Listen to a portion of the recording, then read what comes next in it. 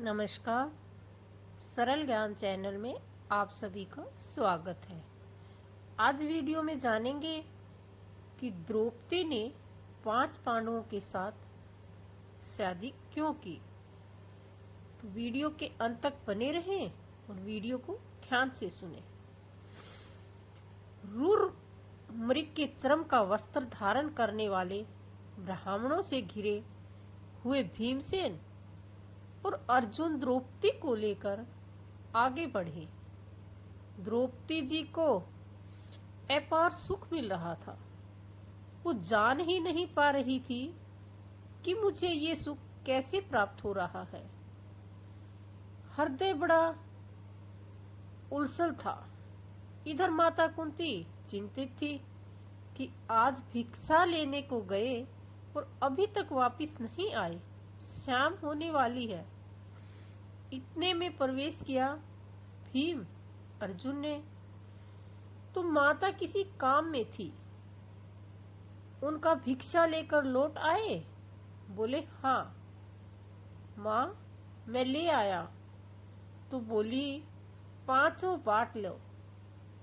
कुंती देवी ने जब ये बात कही कि 5 बांट लो, तो युधिष्ठिर जी ने कहा माँ देख तो लेती, क्या बांटने की बात है, आपने कह दी।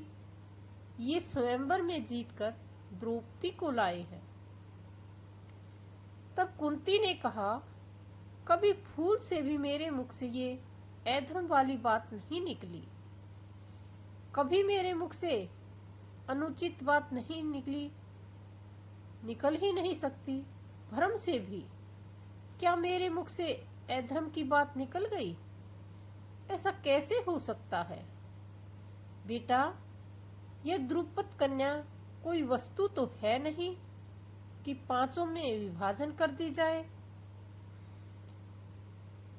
मुझे लगता है भूल से मैंने उत्तर दे दिया। तो मुझे क्या करना चाहिए? प्रायश्चित करना चाहिए। युधिष्ठिर ने क्या मेरी बात संयस युक्त है? क्या मेरी बात मिथ्या है, भ्रम युक्त है? क्या मुझे ऐसा बोलने से अपराध लगेगा? युधिष्ठिर जी बड़े धर्मात्मा और बुद्धिमान थे। उन्होंने कहा कि माता मैं आपको आश्वासन देता हूँ कि आपके मुख से जो बात निकली वह धर्म युक्त है।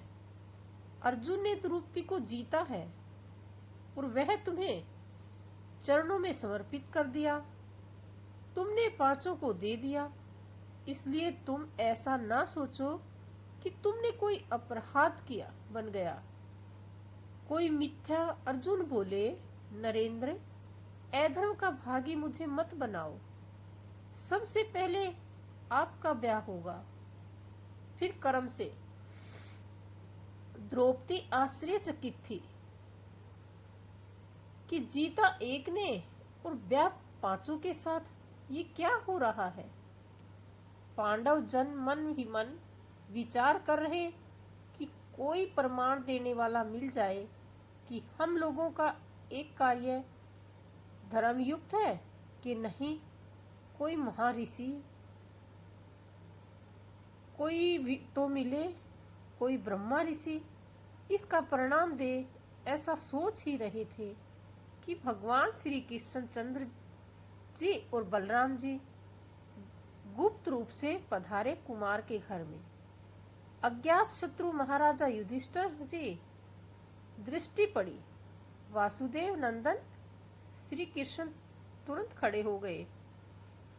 प्रभु नजीक गए और कहा मैं श्री कृष्ण आपको प्रणाम करता हूँ। और युधिष्ठिर जी के चरण छुए, क्योंकि वो उनके बुआ के बड़े बेटे भीम को हृदय से लगाया। बलराम जी ने भी युधिष्ठिर जी को प्रणाम किया और कुंती जी के चरण छुए। श्री कृष्ण बलराम जी ने वासुदेव की बहन है कुंती जी और कहा मैं गुप्त रूप से यहाँ इस घर में आया हूँ। आप लोग सब सुखपूर्वक हैं? विद जी ने कहा आपकी कृपा है प्रभु। आपने कैसे पहचान लिया? भगवान ने कहा कि मेरा नाम वासुदेव है, मैं तुम्हें पहचान नहीं पाऊंगा। वासुदेव का तात्पर्य होता है वासना। वासुदेव मेरे से सब प्रकट हुआ और मेरे ही में सब रह रहा है और मैं ही ना जानूं। भगवान ने इतना कहा कि तुम बस इतना जानो कि मेरा नाम वासुदेव है, और हंस दिया। ऐसा कौन अद्भुत कर्मा है जिनको मैं जानता नहीं? सौभाग्य की बात है कि साहब आप अग्निकांड से जीवित बच गए और द्रौपदी को भी प्राप्त किया। मेरे हृदय की भावना जो आपके प्रति है वह आपका सदैव रक्षा और कल्याण करती रहेगी। आप लोगों को कोई जान ना पाए और हमें कोई यह ना जाने कि आप हमारे लिए हो, मुझे गुप्त रूप से यहाँ से चल देना चाहिए। भीमसेन और अर्जुन कुम्हार के घर से जब द्रौपदी जी को लेकर गए, वो धृष्टद्युम्न जो द्रौपदी के भाई थे, द्रुपद ने कहा, ये कौन ब्राह्मण है, कहाँ से आए हुए हैं, हमें कुछ पता नहीं। तुम और तुम्हारी गुप्तचर तुरंत इनके पीछे लगो और हमें कुछ ही घंटों में सूचना दो। ये कौन है, कहाँ से आए हैं, ऐसी वीरता इनको कैसे प्राप्त हुई? मुझे लगता है कि ये ब्राह्मण गुप्तचरों के साथ दुष्ट पीछे लग गए। ये चारों तरफ उनके गुप्तचर कुमार के घर में आसपास नकुल, सहदेव, युधिष्ठिर जी, अर्जुन जी, भीम जो कुंती के पास बैठ के जो भिक्षा मांग करके लाई गई थी उसका विभाजन करने का इंतजार कर रहे थे। कुंती जी ने द्रौपदी से कहा, आज तुम विभाजित करो, पहले देखो कौन अतिथि, कोई अतिथि तो नहीं, कोई संत तो नहीं, बाहर भूखा शस्त्र ऐसा कहता है। घर के बाहर निकल कर देखा, नहीं, अन्न का सीधा आधा भाग करो और इनके 2 भाग, भीम को आधा भाग और इसमें से शेष 6 भाग करो, क्योंकि द्रौपदी जी भी है। 4 पांडव, 5 कुंती जी, 6 द्रौपदी। भीम को आधा भाग। जब सब कर रहे थे उसके बाद द्रौपदी जी ने बचा हुआ जो शेष भाग था उसे लिया। फिर जब सब प्रसाद ले चुके, बैठकर के बातें शुरू की, यही सुनने के लिए गुप्तचर और दृष्ट उनके भाई वह वीर गाथाएं अपने पिता पांडु महाराज की ओर से भी बातें सब राजधर्म के युक्त बात कर रहे थे। दृष्ट हमने देखकर थोड़ा दुखी तो हुए कि इतने महान महल में रहने वाले इस मृग जन्म मोड़ने वालों के पास मांगी हुई भिक्षा का 6वां हिस्सा लेकर भी द्रौपदी खुश मुद्रा में किसी भी तरह का कोई असंतोष होता नहीं और उसके चरणों के समीप ऐसे ही बिना बिछाए लेटी, क्योंकि वो सब अपने मृग चरम में ही लेटे हैं। ऐसे ही और वह राजकुमारी होते हुए एक बार भी प्रश्न नहीं किया कि मैं तो राजमहलों में रहने वाली, मेरे लिए ऐसी अव्यवस्था के प्रति धर्म को जानने वाली थी। धृष्टद्युम्न तुरंत जाकर के द्रुपद को सूचना दी, महाराज, हमारे गुप्तचरों द्वारा और हमारे द्वारा जो प्रेषण हुआ है वह 100% यह ब्राह्मण नहीं है।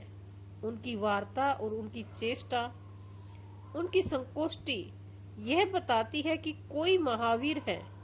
द्रुपद ने तुरंत ही एक दूत को भेजा और कहा, जाओ उनको कहो महल में तुम्हारा द्रौपदी के साथ स्वागत करने के लिए हम व्याकुल हैं।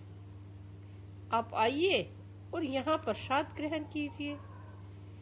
मेरी पुत्री कृष्णा को भी यहाँ लाइए। राजा द्रुपद के कहने पर तत्काल कुंती सहित 5 पांडव महल की तरफ चले। परीक्षा के लिए उन्होंने महल में प्रवेश करते समय कुछ ग्रंथ रखवाया, कुछ युद्ध की सामग्रियां, कुछ अन्य के विभाग करके रखवाया बहुत सी, और स्वयं खड़े होकर देख रहे हैं। जब पांडव जन वहां से निकले तो दृष्टि खड़ी। भीम भयंकर गदा उठा के देख अर्जुन धनुष पर प्रचंडा चढ़ाते हैं। नकुल सहदेव तलवार को मुड़ पकड़कर भाला लेकर देख रहे हैं। किसी और तरफ नहीं देखा, सीधे गए उच्च सिंहासन को सजा के रखा जाकर गर्व से बैठ गए। कर्म के अनुसार महाराजा को निश्चित हो गया, अगर ब्राह्मण होते तो संकोच होता। इस सिंहासन पर बैठने के लिए बिल्कुल संकोच नहीं, और जैसे बैठने की प्रतिक्रिया होती राजाओं की उसी तरह बैठे। और युद्ध की सामग्री पर इनकी दृष्टि गई, इसलिए मैं पक्का कह सकता हूं कि क्षत्रिय राजकुमार ही हैं। द्रुपद जी प्रसन्न होकर के आए और कहा कि देखो, अब छुपाना नहीं, मेरा हृदय कहता है कि तुम पांडव जन ही हो, क्योंकि हमने परीक्षा लेकर भी देखा, और मेरा हृदय ऐसा कह रहा है कि तुम पांडव ही हो, तुम ब्राह्मण नहीं हो। क्या आप कृपया करके अपना परिचय दे सकते हैं, जिससे मेरा संशय छूट जाए। महाराज द्रुपद के ऐसा कहने पर महाराज युधिष्ठिर ने कहा, पांचाल राज नरेश, यह तुम्हारी कन्या जिसको प्राप्त होना चाहिए उसी को प्राप्त है। अर्जुन ने विजय प्राप्त की। मेरा नाम युधिष्ठिर, शली भीम व नकुल सहदेव, और ये पूज्य माता मेरी कुंती है। अपार सुख मिला महाराजा द्रुपद को, जो मेरा मनोयोग या भगवान ने उसे पूर्ण किया नहीं तो मैं परेशान हो रहा था कि ऐसा कैसे हो सकता है कि कोई इतना प्रवीण ब्राह्मण होकर के ऐसे युधिष्ठिर से कहा। फिर भी महाराज, आपको हमने बता दिया, पर आपको प्रश्न करने का अधिकार नहीं था, क्योंकि आपने वहां कोई जात पक्ष नहीं दिखाया था। आपने केवल लक्ष्य वेद शर्त रखी थी, वैसे उसका पूछने का अधिकार नहीं होता, क्योंकि लक्ष्य वेद करके ही द्रौपदी को प्राप्त किया। कोई आपसे दान नहीं लिया, आपसे प्रार्थना नहीं की कि आपने प्रेम पूर्वक पूछा, इसलिए उत्तर दे दिया। तदंतर महातेजस्वी पांडु कुमारी को सुंदर भोजन करवाया गया। युधिष्ठिर जी ने कहा कि आगे की अब बात आप क्या सोचे। द्रुपद जी ने कहा कि आप 5 में से कोई एक द्रौपदी का वर्णन कर सकता है, क्योंकि अर्जुन जी ने जीता है।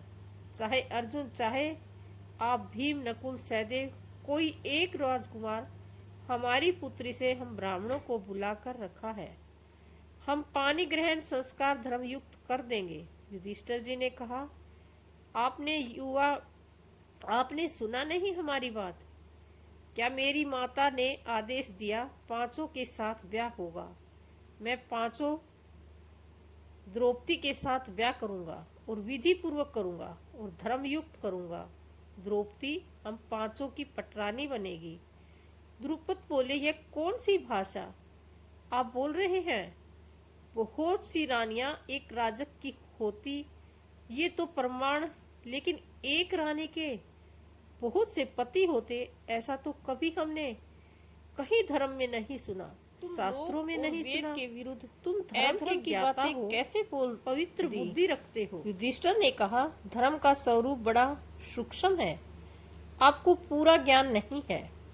पूर्व काल में प्रचेता गण 10 और उनकी पत्नी 1, आपको पता है, जिसमें हमारे पूर्वज गए हैं, उस मार्ग का अनुसरण अधर्म नहीं कहा जा सकता।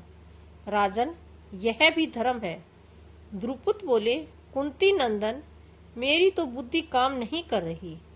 कुंती देवी और राजकुमार दृष्ट दम, आप सब विचार करके कहो, क्या यह बात ठीक है? तदंतर सब बैठकर विचार कर रहे हैं। दृष्टि ने कहा कि मेरी भी बात समझ में नहीं आई। बड़े भाई की पत्नी छोटे भाई के लिए माँ के समान है, छोटे भाई की पत्नी बड़े भाई के लिए पुत्री के समान पूजनीय। अनुज वधू फिर आप ऐसा कैसे कर सकते हैं? कैसे धर्म की रक्षा कर पाएंगे? आप मेरी समझ में तो बिल्कुल युक्ति संगत नहीं है। छोटे भाई की स्त्री के साथ बड़ा भाई कैसे सभागम? बड़े भाई की जो पत्नी उसके साथ छोटा भाई कैसे रह सकता है? मेरे लिए समझ में तो सूक्ष्म की सूक्ष्म बात ही अधर्म है। युधिष्ठिर जी ने कहा, मेरी वाणी कभी असत्य नहीं बोलती। मेरी बुद्धि स्वप्न में भी अधर्म को स्वीकार नहीं करती और मेरा मन इस बात में राजी है, इसलिए परम धर्म है। धर्मात्मा में श्रेष्ठ जटिला नाम की गौतम गोत्र कन्या 7 ब्रह्मा ऋषियों से विवाह किया था। कंड मुनि ने पुत्री वाक्सी से तपस्या में पवित्र अंतःकरण वाले 10 परचिंदा होकर पति के रूप में वर्णन किया।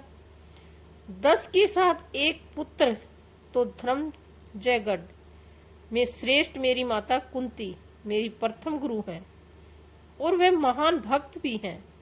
उन्होंने आदेश दिया कि 5 बांट कर के बराबर।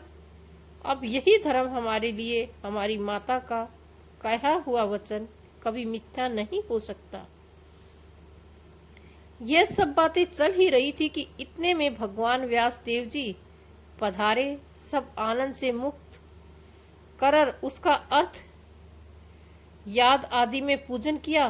बैठा कि प्रभु द्रौपदी जी ने कहा, किस यह समस्या है? भगवान व्यास देव जी ने कहा, ये जो महाराज सीटर बोल रहे हैं यह धर्म है, ऐसा विधान है। द्रुपद, तुमसे हम एकांत में बात करना चाहते हैं। हाथ पकड़ा। भगवान व्यासदेव जी ने द्रुपद को एकांत में ले गए और कहा, तुम सब हमारी प्रतीक्षा करो। भगवान व्यास देव जी ने द्रुपद से कहा, बार की बात है एक तपोवन में एक मुनि कन्या भारी तपस्या से युक्त होकर भगवान शंकर को प्रसन्न किया और महादेव जी जब प्रकट हुए तो उसने 5 बार पति की मांग की। धर्मात्मा पति प्राप्त हो, सत्यवादी पति प्राप्त हो, महाबली पति प्राप्त हो, आदि आदि। तो भगवान महादेव जी ने तथा अस्तु कहा। वो जो मांगा है 5 है। धर्मराज, दृष्टि, अर्जुन, भीमसेन, नकुल, सहदेव, तो ये महादेव के वरदान से उसको प्राप्त हुई है। ये पहले से विधान है, कोई नया विधान यहाँ प्रकट नहीं हुआ। महाराज द्रुपद बिना कुछ विचार किए उन 5 महापुरुषों को अपनी पुत्री का वर्णन कर दो। ब्रह्मा जी ने पहले से ही यह विधान रच रखा है, यह अधर्म नहीं है। भगवान व्यास देव जी ने ऐसा उपदेश किया। महाराजा द्रुपद ने ब्राह्मणों के द्वारा जो पानी ग्रहण संस्कार की प्रक्रिया की, उससे पांडवों का ब्याह किया। आज बस इतना ही। आपको वीडियो कैसी लगी? वीडियो पसंद आई तो लाइक करें, शेयर करें और हमारे सरल ज्ञान चैनल को सब्सक्राइब अवश्य कर लें, ताकि सुबह 7 बजे वीडियो के नोटिफिकेशन आप तक पहुंचते रहें।